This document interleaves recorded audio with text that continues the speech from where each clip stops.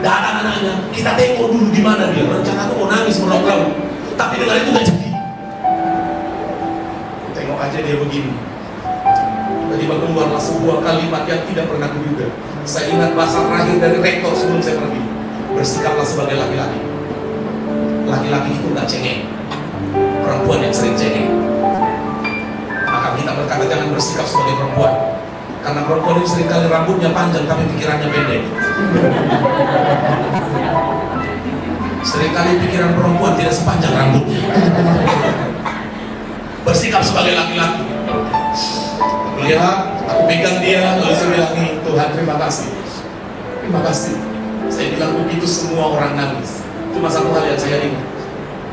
Ketika papa saya belum dikubur, bayangan saya satu. Aku harus berhenti kuliah. Mama saya hanya seorang pegawai negeri, guru primary school. Pegawai rendah. Dia hanya mengajar anak SD, asal saudara pasti tahu. Mengajar SD itu gurunya, uangnya paling sedikit. Saya terbayang adikku sudah mulai kuliah. Adikku yang paling kecil sudah mulai SMP, elementary school di sana. Saya bilang udahlah, aku berhenti. Saya coba telepon teman, saya bilangin, tolonglah ambil bukuku, ambil bajuku, kirimkan pulang. Kenapa? Aku gak bisa mungkin lanjutkan kuliah. Kenapa? Biaya kuliahku udah ada. Setelah papaku dikubur, saya ingat waktu itu seorang pendeta menguatkan saya, berkata, sini, kenapa Om? Kamu masih mau kuliah? Ya tinggi Om. Sini, aku mau berdoa untukmu. Dalam hatimu, kalau berdoa semua bisa Om. Yang kutunggu itu adalah orang yang berkata, aku akan bayarin uang kuliahmu. Namun ternyata itu gak kudapat dari dia, karena dia pun sedang kekurangan uang juga masalahnya. Dia peluk saya, tapi keluarlah doa ini. Aku percaya Tuhan indah pada waktunya bagi dia. Pertolongan Tuhan tidak pernah terlambat bagi dia. Indah.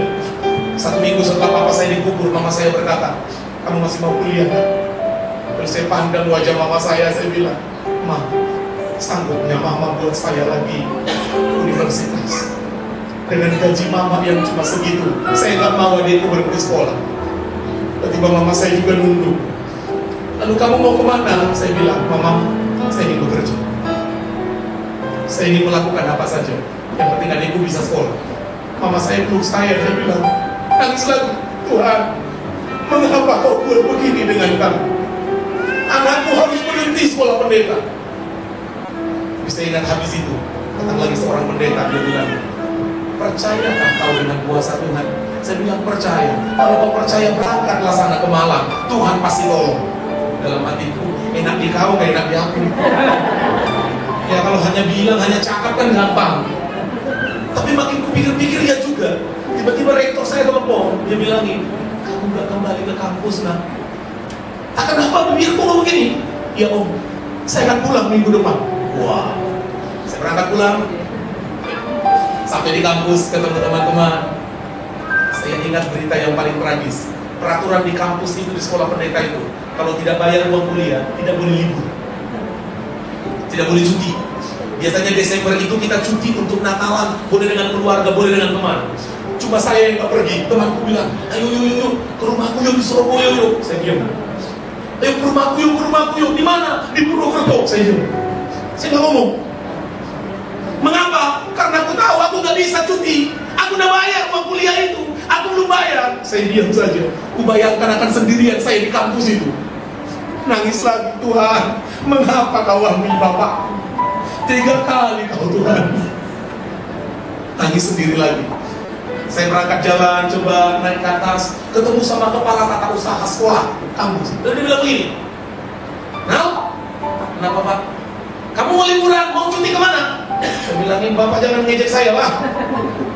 Maksudnya, kamu mau cuti kemana?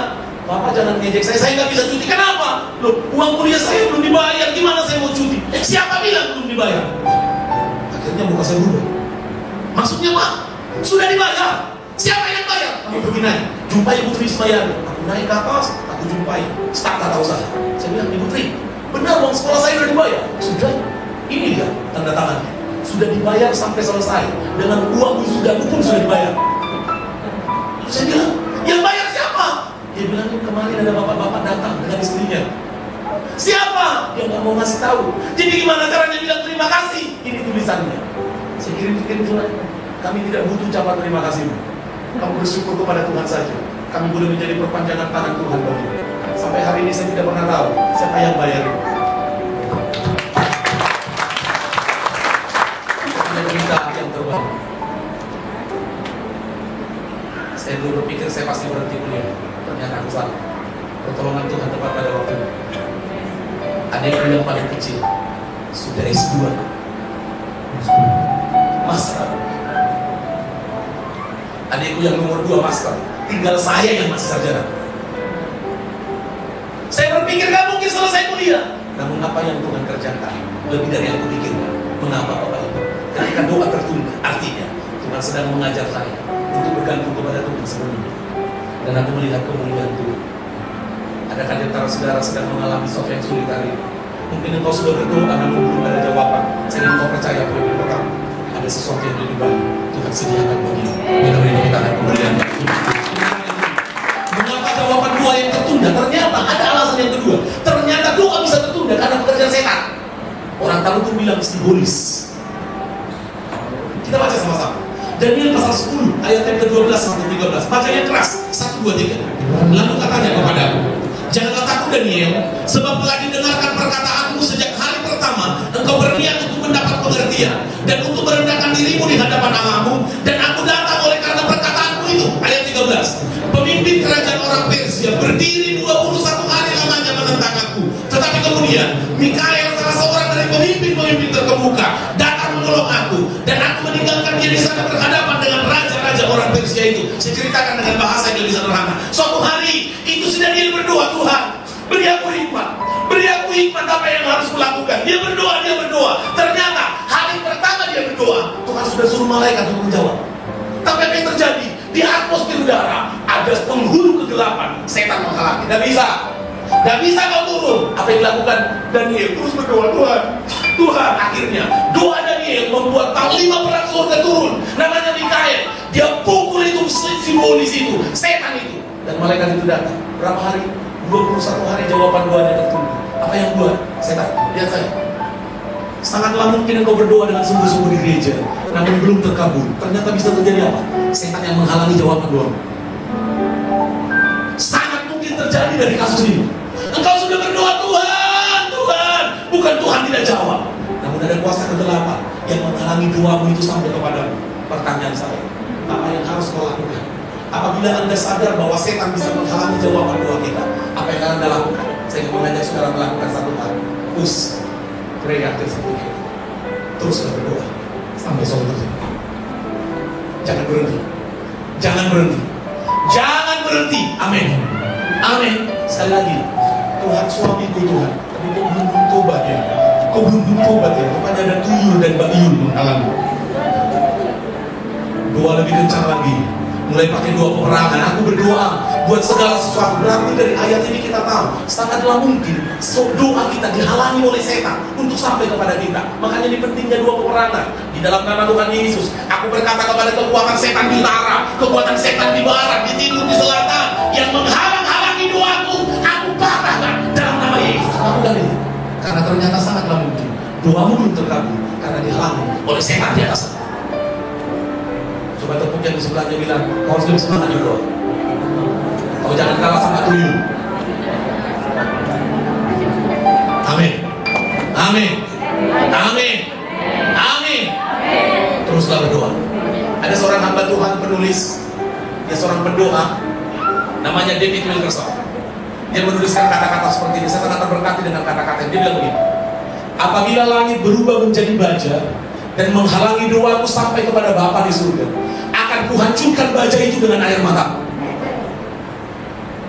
David Wilkerson mengatakan ini.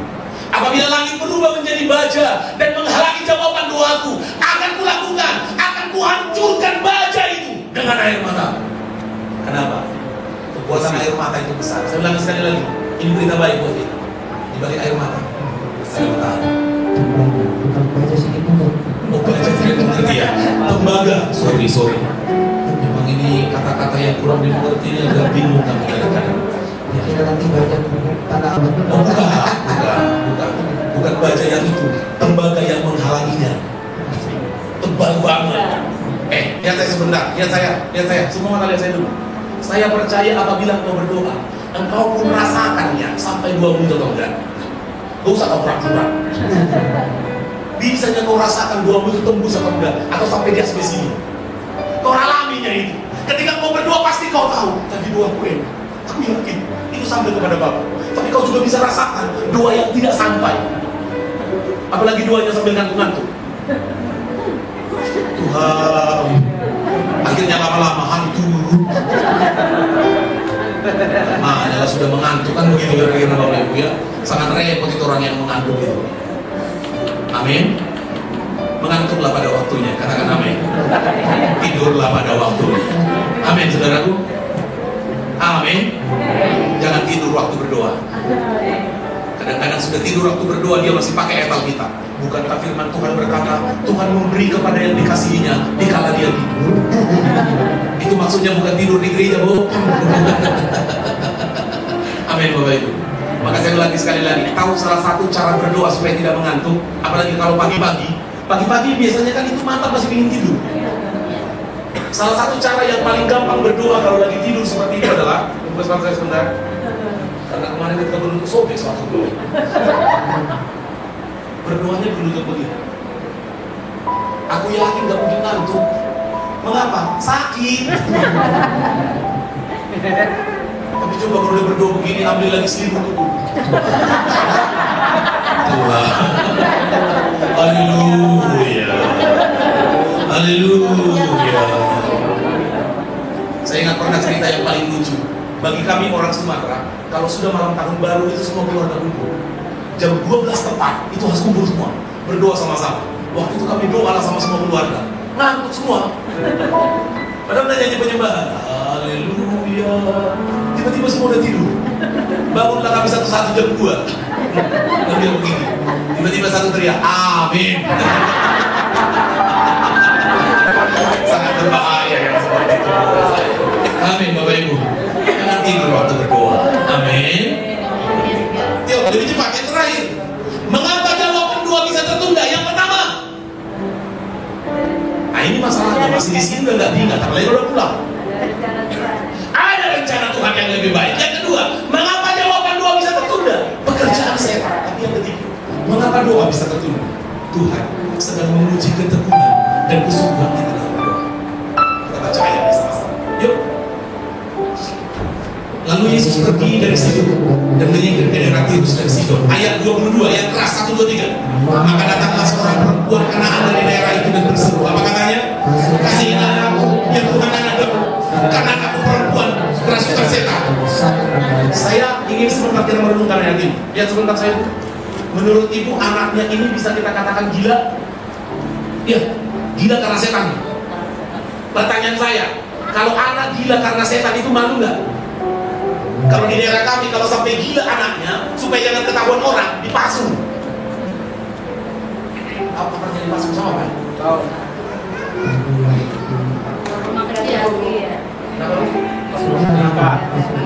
Dipasung itu kakinya ditaruh, lalu ditaruh kayu besar, supaya jangan bisa kemana-mana lagi. Diikat. Oke lah, diikat juga bisa sih Pak. Hanya masih beda sedikit. Beda-beda tipis. Yang menarik buat saya begini, ini kan hal yang memalukan, aib.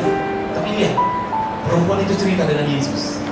Tidak ada aibmu yang harus kau sembunyikan. Kalau sudah sama Tuhan, kau terbuka saja.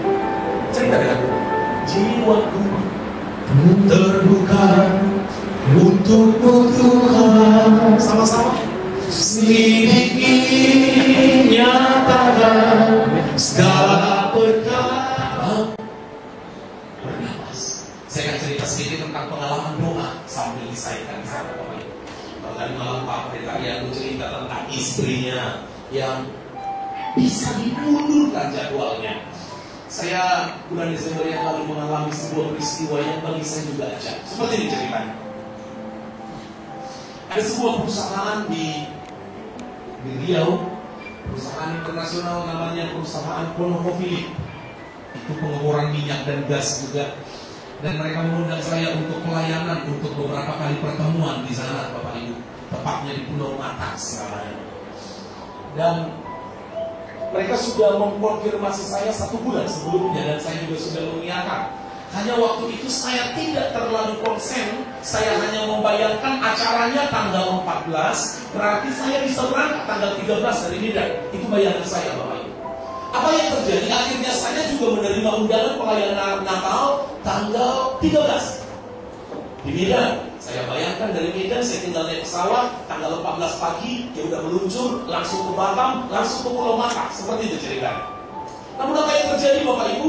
Tanggal 13, saya dapat kabar dan mereka berkata, Pak Pendeta, tiket pesawatnya sudah disiapkan. Pak Pendeta berangkat dari Medan langsung ke Jakarta, ada di Bandara Halim Perdana Kusuma. Saya bilang, oh bukan di Soekarno-Hatta, bukan. Karena ini pesawat khusus perusahaan dari ConocoPhillips yang akan membawa Pak Pendeta. Dan berangkatnya jam 4 pagi, tanggal 14. Nah, saya bilang, tanggal 13 saya harus melayani Natal, namanya Batak Toba bernatal di kota Medan. Bapak Ibu saudara terkasih dalam Tuhan, saya mulai bingung gimana caranya. Saya mulai telepon panitia Natal di Medan, jam berapa kita mulai? Mereka bilang acara kita dimulai jam 5 sore. Lalu saya berpikir jam 5, jam 6, jam 7, jam 8. Lalu saya berpikir pasti masih ada pesawat jam 9. Saya bilangin ke Matax, ke ConocoPhillips, ambilkan saya pesawat yang jam 9. Lalu mereka berkata, siap Pak Pendeta. Apa yang terjadi Bapak Ibu? Ketika sampai di Medan jam 5 sore, saya sudah tiba di tempat acara. Satupun panitia belum ada yang datang. Ternyata waktu mereka waktu Indonesia Barat, artinya molor. Jam 6 mereka baru mulai datang. Saya sudah mulai sok jantung. Gimana ini? Jam 6 saya berhitung. Itu tempatnya bagi Bapak Ibu yang pernah ke Medan, namanya Sinorame. Dari Sinorame ke Bandara Kuala Namu butuh waktu minimal hampir 45 menit lagi. Saya mulai kewalahan, gimana ini? Ketika mereka mulai datang, saya bilangin, saya harus berangkat. Pak Pendeta tolong, saya bilangin, aku cari teman pendeta sekarang yang siap berkhotbah di sini. Mengapa? Kalian yang ingkar janji. Mereka sampai berlutut bilang, tolong Pak, tolong kami. Lalu saya bilang, kalau gitu kita ikut. Bisa enggak? Karena kalau orang Batak bernatal, liturgi dulu, baru nanti belakangan khotbahnya. Bisa enggak khotbah di depan? Mereka bilang bisa. Yang penting Pak Pendeta khotbah. Sampai jam 6:30 belum mulai acara itu. Karena anggota-anggota DPR yang orang Batak, namanya raja, belakangan dia datang. Dia lebih raja daripada raja segala raja pada waktu itu. Maka dia terlambat datang. Jam 6:30 mereka mulai nyampe. Saya mulai bilang, Tuhan gimana ini? Boardingnya ini gimana? Saya harus tiba 1 jam sebelumnya.